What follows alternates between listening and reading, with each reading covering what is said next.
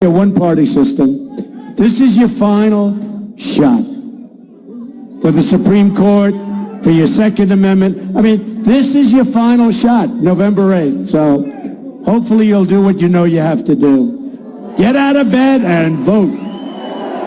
No matter how you're feeling. No matter how you're feeling.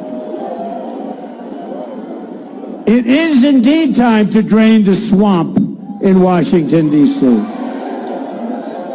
This is why I'm proposing a package of ethics reforms to make our government honest once again. First, I'm going to institute a 5-year ban on all executive branch officials lobbying the government after they leave government service, right? Second, I'm going to ask Congress to institute its own 5-year ban on lobbying by former members of Congress and their staffs. That's a simple one. And they know this should be done, but they're not going to do it, but they'll do it if I get in. I'm going to, number 3, expand the definition of lobbyists so that we close all the loopholes that former government officials used by labeling themselves as consultants and advisors when we all know that really what they are is lobbyists, right? Make a lot of money. There'll be a lot of pushback on that one, but I'm going to get it through. I really believe it.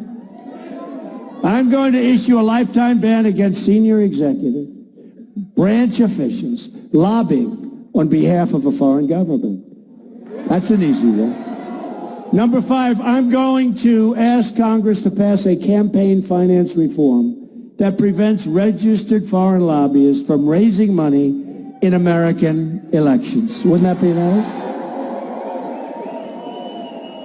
But there's another major announcement I'm going to make today as part of our pledge to drain the swamp.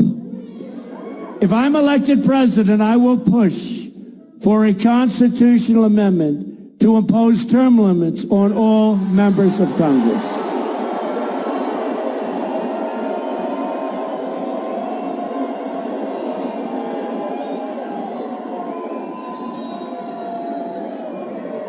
Right? They've been talking about that for years. Decades of failure in Washington and decades of special interest dealing must and will come to an end. And remember, by the time this ends, I will have spent over $100 million on my campaign. Hillary spent nothing. She gets all her money from the special interests and donors. And my interest is you. My interest is you. We have to break the cycle of corruption, and we have to give new voices to change. And we have to. Do we have a choice? So that we can have a government that works again and can function properly, which our government doesn't right now, including giving Iran $1.7 billion in cash.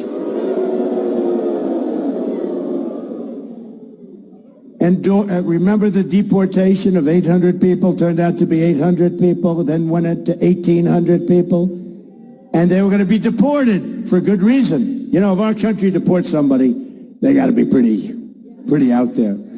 Well, they pressed the wrong button and